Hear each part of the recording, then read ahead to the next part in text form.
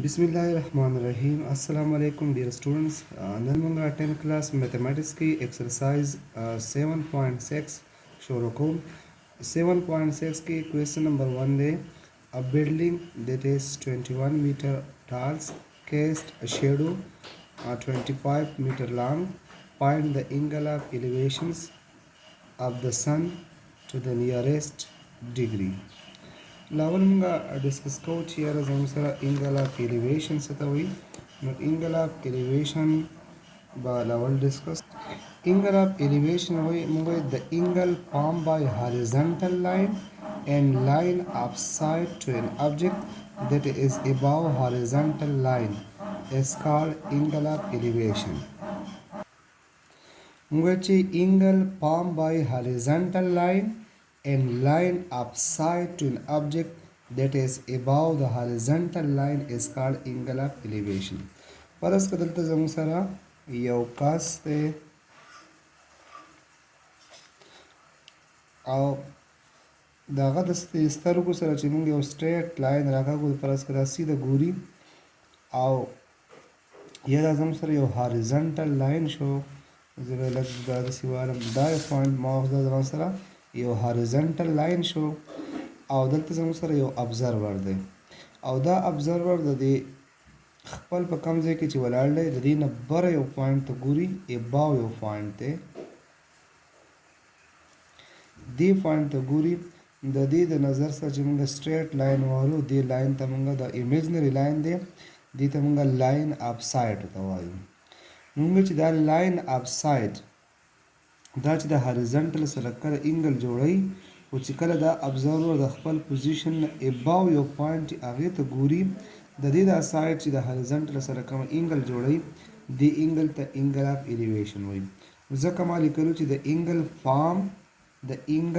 by horizontal line the angle formed by horizontal line and line of sight to an object that is above the horizontal line is called angle of elevation. In دا زما سره horizontal line شو او دا زما سره line of sight شو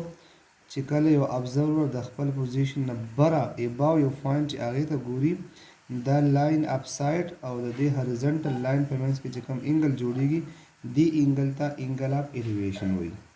اوس که فرض که دا ابزرور په دې پوزیشن باندې او لاندې دلته دې پوینټ ته ګوري نو اوس موږ وایو چې دا زموږ سره هاریزونټل لاین شو او دا لاین اف سایډ شو یعنې اوس د دې هاریزونټل لاین او د لاین اف سایډ په منځ کې چې کوم انګل جوړیږي او چې کله دا ابزرور د خپل پوزیشن نه بیلو یو پوینټ ته ګوري اوس دا کومه انګل چې جوړیږي د انګل ته انګل اف ډیپریشن ورته وایو یو زموږ سره انګل اف الیویشن او بل زموږ سره انګل اف ډیپریشن دا دوه ټرم په دې ایکسرسایز کې استعمالیږي نو موږ دا ډسکس کړو چې انګل اف الیویشن څه ته وایي یعنې چې کله یو ابزرور دا د خپل پوزیشن نه بره ګوري بره یو پوینټ ته ګوري فرض که ته په ځمکه ولاړ بل دلته هوایي جهاز دی دې هوایي جهاز ته ګوري نو دا ستا سره هاریزونټل لاین شو ستا دا سایډ چې دی هاریزونټل لاین سره کومه انګل جوړ کړه دې انګل ته انګل اف الیویشن وایي اوس ته کله بره په ټاپ باندې ولاړ یو بیلو یو پوینټ ته ګوري دلته فرض که زموږ سره یو موټر دی او ته بره ولاړ او ته دې لاندې ګاډي ته ګوري نو ستا دا سایډ چې د هاریزونټل سره کومه انګل جوړوي دې انګل ته موږ انګل اف ډیپریشن ورته وایو دا دوه ټرم به موږ یوز کوو په ایکسرسایز نو اوس زموږ سره کوېسچن نمبر 1 ته تاسو ګورئ a building that is 21 meter tall cast a shadow above 25 meter long. Find the angle of elevation of the sun to the nearest degree. تاسو ګورئ په دې ډایګرام کې په خپله یو بلډینګ ورکړی دی تاسو دې بلډینګ ته وګورئ چې کوم دی نو دا بلډینګ زموږ سره دا بلډینګ دی او دا بلډینګ 21 میټر لانګ دی ټال دی اوږد دی لوړ دی او دې چې کوم دلته نور دی او دا نور په دې باندې پرېوځي نو د دې بلډینګ دلته جوړه شوې ده شیډو دا 25 میټر سایه جوړه شوې ده اوس د دې پوینټ نه چې دې نور ته ګوري زموږ سره دا انګل اف الیویشن چې کومه جوړوي دا انګل اف الیویشن معلومول پکار دي یعنی زموږ سره بلډینګ چې کوم دی د بلډینګ دپاره به زه یو ورټیکل لاین راکړم ځکه چې بلډینګ زموږ سره ورټیکلی اباو وي. دا زما سره یو لاین شو. دا زموږ سره د بلډینګ هایټ شو هغه دی 21 میټر. او دلته زموږ سره انوار په دې باندې پرېوځي نو د دې بلډینګ چې کوم سایه جوړیږي هغه سایه په دې ځای باندې جوړیږي. هغې سایه زموږ سره د 25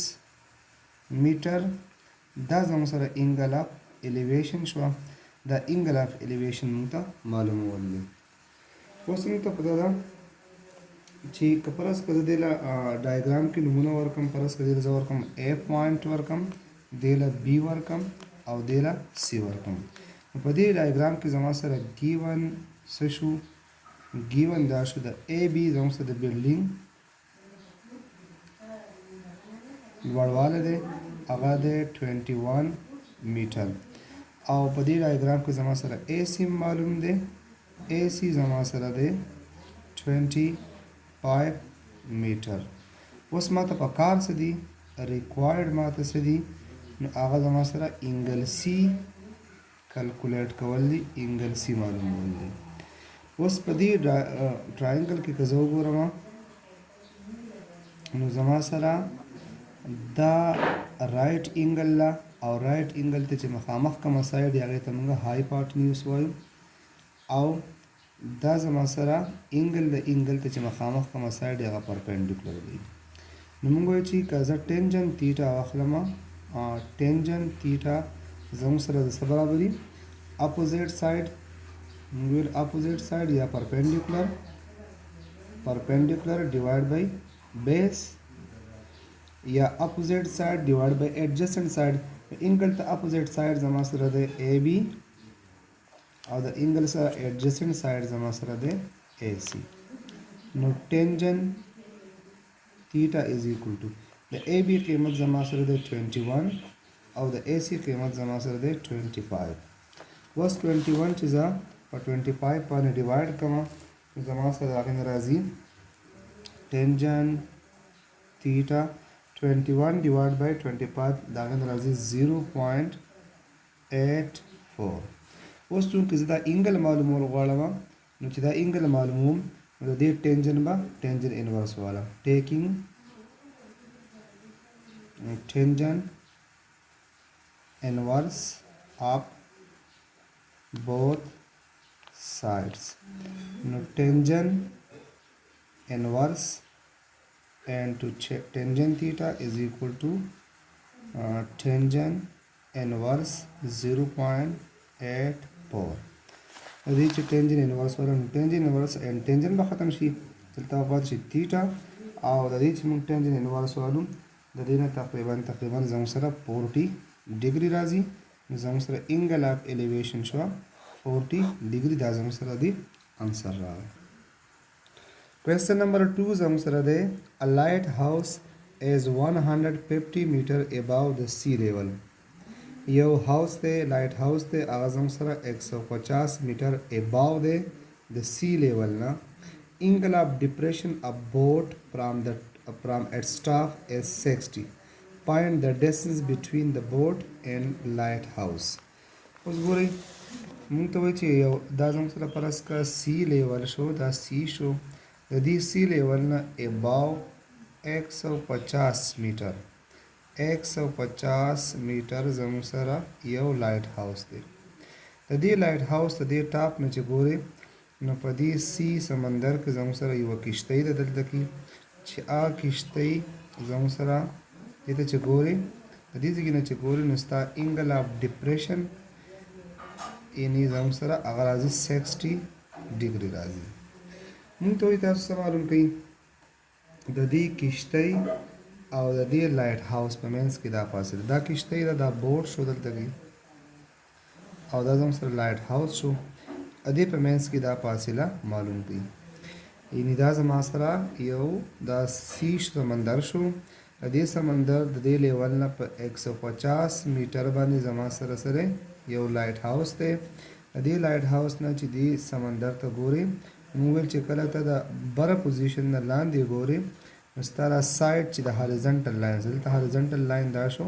هغې سره کومه انګل جوړوي دغه انګل ته موږ انګل اف ډپریشن ورته وایو. نو اوس زموږ سره چې دا انګل 60 راغله نو دا انګل او دا انګل خو همیشه دپاره صحیح دا خو سیم انګل وي. نو که زه دې له نومونه ورکړم زما سره ګیون ډیټا به څه شي دې لپاره څه زه ورکړم A دې له ورکړم B نو A B به زما سره شي 150 میټر به شي او دې ته پرس که زه C نوم ورکړم نو زما سره به انګل C راشي 60 ډیګري او ما ته معلومول څه دي AC ما ته معلومول دي دا زما سره په ریکوایرډ کې راځي یعنی ریکوایرډ زما سره څه دي AC سایډ معلومول دي. اوس وګورو دې ټراینګل ته دا زموږ سره رایټ اینګل ټراینګل دی او رایټ اینګل ټراینګل ته چې مخامخ کومه سایډ دی زموږ سره دې ته هایپاټنیوس وایو او اینګل ته چې کوم اپوزیټ سایډ نه هغې ته موږ پرپینډیکولر وایو. یعنې موږ ته پرپینډیکولر راکړی دی او زموږ نه بیس غواړي. نو اوس موږ چې پرپینډیکولر راکړی شوی او زموږ نه بیس غواړي نو موږ کومه ټرایګنومټریک ریشو یوز کول پکار دي. نو لازمي خبره ده چې ټینجن کې زموږ سره پرپینډیکولر او د بیس خبره وي نو زه به یوز کومه solution tangent theta زموږ سره څه برابري perpendicular divide by base. نو اوس په زه ولیکم چې tangent دلته انګل C ده